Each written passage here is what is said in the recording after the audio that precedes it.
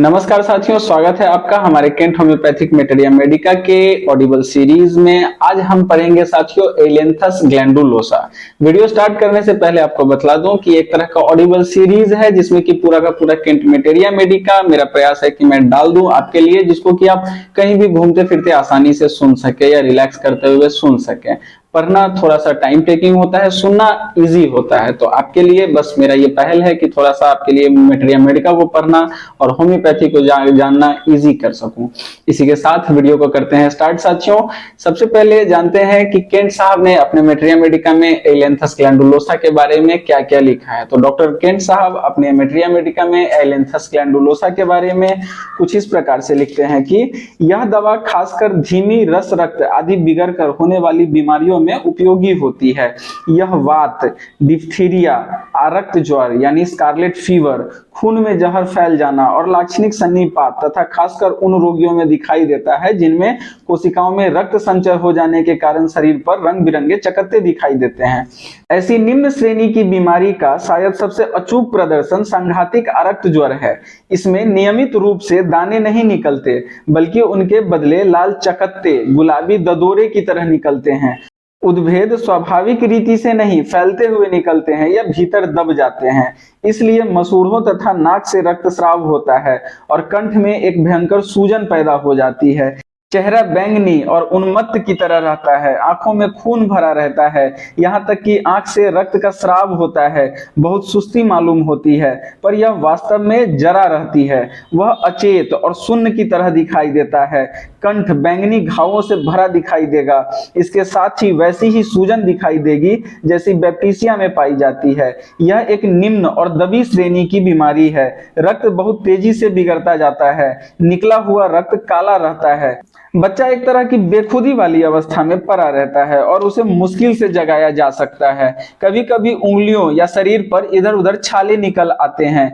नाक मुंह से दुर्गंध निकलती है। जहां तक संभव है बच्चा उतनी ही तेजी से प्राणघातक रोग की ओर बढ़ता जाता है। कभी कभी तो यह बीमारी धीमे बुखार से शुरू होती है, परंतु सर्दी लग जाने या कुछ स्वाभाविक दिखावों के दब जाने के कारण बीमारी धीमे सन्निपात यानी टाइफाइड के रूप में बदल जाती है। परिणाम यह होता है कि जहां पहले साधारण स्वल्प विराम ज्वर रहता था, वहां अब एक प्रकार की अवसन्नता जैसी अवस्था आ गई है। रोगी के हृदपिंड की गति तेज हो जाती है। दुर्गंध, पीलापन या नीलापन, शरीर पर बैंगनी चकत्तों के साथ शैरिक रक्त संचय होकर एक रंग बिरंगी शक्ल बन जाती है। जब किसी रोग में इस तरह एकाएक हेरफेर हो जाए तो खून में जहर फैल रहा है और एक लाक्षणिक सन्निपात वाली अवस्था प्रकट होती है। स्वरूप विराम ज्वर जो 24 घंटे के भीतर ही एक तीव्र रस रक्त बिगड़ने वाली अवस्था में बदल जाता है। डिप्थीरिया जो जड़ता के साथ यह रूप धारण कर लेता है और शरीर की त्वचा रंग बिरंगे दागों से भर जाती है। इस ढंग की बीमारियों के ये नमूने हैं। इस अवस्था के साथ साथ रहने वाले मानसिक लक्षण मजेदार होते हैं। मैंने इस संबंध में जो लिख रखा है उसे पढ़ता हूँ। रोगी जाग रहा है पर उसका मन मानो स्वप्न में है। बच्चा हर समय रोता है। अपने चारों ओर चूहे की तरह छोटे छोटे जंतु दौड़ते देखता है। उसे ऐसा अनुभव होता है मानो चूहा या कोई ऐसी छोटी चीज उसके अंग प्रत्यंगों पर रेंग रही है। स्मरण शक्ति एकदम नष्ट सी मालूम होती है। क्षण भर पहले कही हुई बात भी उसके दिमाग से निकल जाता है। हमेशा भूलता रहता है। पिछली समस्त घटनाएं विस्मृत हो जाती हैं अथवा इस तरह अनुभव में आती हैं मानो किसी दूसरे पर बीती हो या उन्हें रोगी ने कहीं पढ़ा हो। उसकी स्वप्न वाली अवस्था रहती है। ऐसा मालूम होता है मानो पिछली घटनाएं वह स्वप्न में देख रहा है या उसने उन्हें स्वप्न में देखा है। किसी मानसिक चेष्टा में अपना मन नहीं लगा सकता। सवालों का ठीक ठीक जवाब नहीं दे सकता। मानो वह अर्धचेतन अवस्था में है और अंत में वह एकदम बेहोश हो जाता है। इस रस रक्त के बिगड़ने की आरंभिक अवस्था में बहुत चिंता और बेचैनी रहती है। इसके बाद सभी चीजों के प्रति उदासीनता और बदहवासी आ जाती है। मन कमजोर सुस्त पड़ जाने के साथ लगातार आहें भरा करता है। बहुत उत्तेजना प्रवण, अर्धचेतन रहता है और अंत में बेहोश, बदहवास, प्रलापग्रस्त और अचैतन्य हो जाता है, नींद न आने और बेचैनी के साथ बदबूदार प्रलाप करता है। यह मानसिक अवस्था भीतर रस रक्त बिगड़ जाने वाली बीमारी में ही होती है। मतलब यह कि पुरानी बीमारी अच्छी तरह बाहर प्रकट नहीं हुई है। डॉक्टर वेल्स ने इस दवा का बहुत से रोगियों पर प्रयोग किया था, क्योंकि उस समय ब्रुकलिन नगर में यह अरक्त ज्वर की प्रचलित दवा हो रही थी और इससे बहुत से रोगी बच गए थे। इसमें अरक्त ज्वर के प्राण घातक भाव को बदलकर धीमा बना देने की शक्ति मालूम होती है। पाठ्य ग्रंथ में लिखे लक्षणों के अलावा यह देखा गया है कि रोगी के केस झड़ जाते हैं और रात के समय पलक बंद करने पर आंख के सामने आग की चिंगारियां उड़ती दिखाई देती हैं। आंख की पुतलियां चौड़ी होकर फैल जाती हैं। नाक से बहुत ज्यादा पतला, कटु, पनीला और खून का स्राव होता है। यह रस रक्त बिगड़ने वाले अरक्त ज्वर की अवस्था में होता है। नथुनों में रक्त भर जाता है, बहुत सुस्ती रहती है और चेहरा देखने से ही मालूम होता है कि रोगी को बहुत कष्ट है। चेहरा महोगनी की तरह काला हो जाता है। यह भीतर दबे हुए अरक्त ज्वर में होता है। चेहरा बैंगनी, फूला फूला, भर्राया और उन्मत्त की तरह रहता है। इस दवा का बहुत अधिक व्यवहार नहीं होता। इसके लक्षण वाले रोगी भी अक्सर नहीं मिलते, पर जब इसके निर्देशन लक्षण मिलते हैं तो बहुत फायदा करती है। मारात्मक अरक्त ज्वर में भी अक्सर इस खास तरह की श्रेणी आपको दिखाई न देगी। ऐसा अरक्त ज्वर में भी आपको कितनी ही दवाओं में दिखाई देगा, पर यह दवा एकदम मारात्मक श्रेणी के अरक्त ज्वर की है और इसका साधारण व्यवहार तो उसी बहुव्यापक अरक्त ज्वर में होता है जिसमें अधिकांश रोगियों को प्राणघातक श्रेणी का अरक्त ज्वर होता है। साधारणतः अरक्त ज्वर 3 प्रकार का होता है। एक में आप देखेंगे कि इसका आक्रमण हल्का और सरल होता है, बिना जोर का बुखार आए ही इसके उद्भेद निकल आते हैं। अगर इन रोगियों की अच्छी तरह सेवा शुश्रूषा की जाए, गर्म कमरा और भरपूर कपड़े दिए जाएं, तो ये बिना किसी दवा के ही स्वस्थ हो जाते हैं। उनके शरीर का चमड़ा चमकीला, लाल, चिकना और उज्जवल रहता है। ऐसी रोगी विपज्जनक नहीं होते। यही बीमारी जब किसी दूसरी बार फैली हो तो आप देखेंगे कि इस ढंग के रोगी तो शायद ही एक आध मिलें, पर अधिकांश रोगियों में कंठ की तकलीफ विद्यमान रहेगी। उद्भेद निकलेंगे भी तो बहुत कम। माथे में रक्त संचय तथा मेरुदंड के लक्षण विद्यमान रहेंगे तथा गर्दन के पिछले भाग में भयानक दर्द रहेगा। कंठ भयानक रूप से फूला और प्रदाहित, दर्द से भरा और चमकीला लाल रहेगा।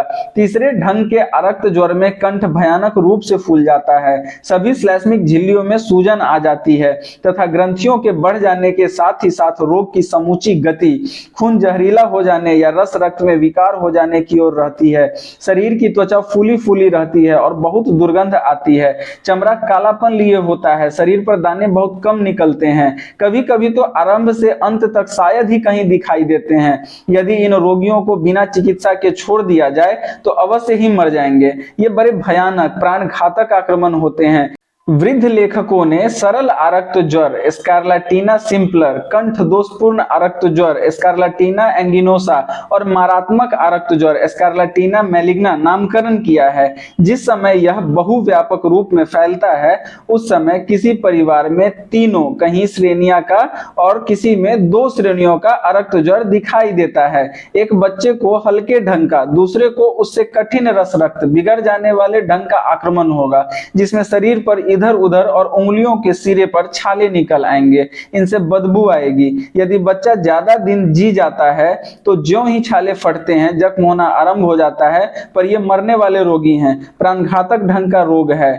हल्के अरक्त ज्वर में जब उद्भेद नहीं भी निकलते उस समय भी अंगुली से दबाने पर सफेद दाग पड़ जाता है जो जल्दी नहीं मिलता। जितना ही ज्यादा दाग पड़ता है उतने ही हल्के ढंग का आक्रमण होता है। जितना ही रस रक्त बिगड़ जाने वाले ढंग का होता है उतना ही धीमा खून का दौरा होता है। इस दवा में खासकर यही अवस्था विद्यमान रहती है। उद्भेद अवस्था अर्थात दाने न निकलने पर भी चमके रक्त संचय की अवस्था और सिराओं में रक्त संचय की अवस्था तो मौजूद ही रहती है। यह लक्षण बहुत सी दवाओं में मिलता है, पर वेरेट्रम विरिडी रक्त वाहिनियों की सिकुड़ने और फैलने की शक्ति में इस तरफ पक्षाघात हो जाता है कि चर्म पर कसकर उंगली से एक लकीर खींच दी जाए तो वह बहुत देर तक बनी रहती है। रस रक्त की विकृति वाले इन सभी रोगों में एक तरह की बदबू आती है जो कभी कभी तो मुर्दे की गंध की तरह आती है और कभी बदबूदार मांस की तरह होती है। यह लक्षण निम्न श्रेणी के रोग में मिलता है और यहाँ यही दवा लाभ करती है। कंठ बहुत फूला, लालिमा लिए लाल करीब करीब बैंगनी रंग का होता है। बहुत ज्यादा सुस्ती के साथ डिप्थीरिया के रोगी का कंठ बदरंग और सूजा हुआ तथा तालुमूल ग्रंथि बढ़ी रहती है और उस पर गहरे जख्म रहते हैं। अक्सर तो कंठ और तालुमूल ग्रंथि इस तरह शोथग्रस्त सी मालूम होती है, मानो उन्हें दबाने पर उनमें गड्ढा पड़ जाएगा। रस रक्त बिगड़ जाने वाले कुछ रोगियों को जब प्रतिक्रिया होने का समय आता है, बहुत बदबूदार पतले दस्त आने आरंभ हो जाते हैं। रोग का चाहे कोई भी नाम क्यों न हो, इन रस रक्त विकार की अवस्थाओं के साथ गर्दन के पिछले भाग में सिर में दर्द होता है। श्वास प्रश्वास जल्दी जल्दी, अनियमित और भारी रहता है। तलहथी तथा तलवे में जलन होती है। रोगी उन्हें रखने के लिए ठंडी जगह खोजा करता है। ऐसा अनुभव होता है मानो एक चूहिया पैर पे दौड़ गई, कोई सांप पैर पर रेंग गया। मेरे परीक्षकों में से एक में ये लक्षण उत्पन्न हुए थे। धीमी बहुत कमजोर करने वाली बीमारियों में एकाएक और बहुत ज्यादा सुस्ती आ जाती है। वमन, नाड़ी क्षुद्र और तीव्र तथा चमड़ा बैंगनी हो जाना, ये लक्षण प्रकट होते हैं। मस्तिष्क से लेकर हाथ पैर शाखा अंगों तक बिजली की एक लहर सी कपकपी मालूम होती है। सवेरे 8 बजे के वक्त सर्दी मालूम होती है। इसके साथ ही जारा, ताप और पसीना। जारा मालूम होने के समय खाए हुए पदार्थों की कै होती है और कूल्हे में बेधने की तरह दर्द होता है। जारा मालूम होने के पहले मारात्मक गोटियां निकल जाती हैं। ये खासकर चेहरे और कपाल पर निकलती हैं। जारे के समय भूख, पेट में खालीपन का भाव, गर्दन के पिछले भाग में, पीठ के ऊपरी अंश में तथा वंचन संधि में असहाय दर्द होता है। धीमी श्रेणी के बुखार के साथ तो गर्दन के पिछले भाग में यह दर्द हमेशा ही पहले हो जाता है। यह साधारणतः बहुत जोर से होने वाले रक्त संचय पूर्ण उस आक्रमण के पहले होता है जिसमें सिर में भरापन और गर्मी शामिल रहती है। पाठ्य ग्रंथों में जो मोतिया दाने की बात कही गई है और जो मसूरी का या खसरे की तरह दिखाई देते हैं, वे तब निकलते हैं जब अरक्त ज्वर के दाने या खसरे की गोटियां ठीक ठाक रूप से नहीं निकली, बल्कि थक्कों के रूप में चकत्ते की तरह जहां तहां निकलती और काली रहती हैं। अनियमित दागों की तरह बदरंग उद्भेद निकलते हैं। ये दबाने पर गायब हो जाते हैं और फिर बहुत धीरे धीरे बाहर निकलते हैं। छोटे छोटे छालों के साथ छितराए रहते हैं और सबसे ज्यादा ललाट, गर्दन और सीने पर निकलते हैं।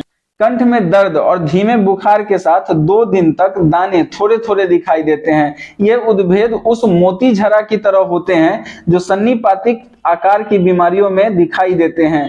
रक्त ज्वर में इस दवा का जो इतिहास मिलता है, उससे यह और भी अध्ययन की सामग्री बन जाती है। इसकी दोबारा फिर परीक्षा होनी चाहिए जिसमें हम लोगों को इसका पूरा पूरा भेद मालूम हो जाए। भरपूर उद्भेद निकलना, उनका रंग नीलापन लिए सन्निपातिक रक्त ज्वर उद्भेद बहुत धीरे धीरे निकलते हैं और काले नीले बदरंग रहते हैं। समूचा शरीर और अंग प्रत्यंग अनियमित थक्कों की तरह काले नीले उद्भेदों से भरे रहते हैं। यह एक तरह का रक्त ज्वर हुआ।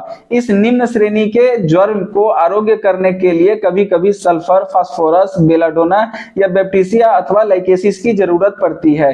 एक से दूसरे को अलग करने पर प्रत्येक औषधि का चित्र मस्तिष्क में अच्छी तरह स्पष्ट खिंचा रहने के लिए मेटेरिया मेडिका का बहुत दिनों तक भरपूर अध्ययन करने की जरूरत रहती है। प्रत्येक औषधि का अलग अलग अध्ययन कर लेने के बाद फिर अपने आप उनकी तुलना करना सहज होता है। उस समय आप बहुत सी तुलनात्मक बातों को जान सकते हैं। ऐसे रोगी को पलंग के पास रहकर और खासकर यदि आप मेटेरिया मेडिका की दवाओं का भरपूर ज्ञान प्राप्त कर रोगी के पास जाएंगे तो आप कितने ही लक्षणों की उन तस्वीरों को देखकर आश्चर्य में पड़ जाएंगे जो बीमारी के चिन्हों द्वारा आपके मनस पटल पर प्रकट होंगी। जब आप रक्त ज्वर के रोगी को देखने जाएं तो आपको ये दवाएं कभी भी याद नहीं करनी चाहिए जो रक्त ज्वर के लिए उपयोगी बताई गई हैं, बल्कि रोगी को देखकर अपने मन में उन दवाओं को उदय होने दीजिए जिनमें रोगी के लक्षण हैं। इस बात पर बिल्कुल ध्यान नहीं दीजिए कि उनसे रक्त ज्वर का कोई संबंध है या नहीं है। इन दोनों को देखते ही शायद आप कह उठेंगे कि ये तो एकोनाइट के दानों की तरह है, पर एकोनाइट की प्रकृति में इतना कम रस रक्त विकार का भाव है कि उस पर ध्यान ही नहीं दिया जा सकता। बेलाडोना भी उपयोगी नहीं हो सकता क्योंकि उसके उद्भेद चमकीले और चिकने, ठीक सिडेनहैम दानों की तरह होते हैं। इसके विपरीत आप यह कहेंगे कि पल्सेटिला में खसरे की तरह दाने निकलते हैं और अक्सर धीमी बुखार रहती है, पर इतना धीमा नहीं जैसा सन्निपातिक श्रेणी का होता है। इसलिए पल्सेटिला को भी आपको छोड़ देना पड़ता है। अब आप उन दवाओं पर विचार करते हैं जिनका प्रयोग रस रक्त के विकार वाली अवस्था में होता है। सुस्ती, नींद के बाद रोग के लक्षणों का बढ़ना, साधारण बदहवासी और प्रलाप एक दृष्टि में ही आपको लाइकेसिस दिखाई दे जाता है। इस ढंग के रोग का लक्षण उसी में है। इसका चित्र उस वक्त तेजी से आपके मनस पटल पर खिंच जाता है।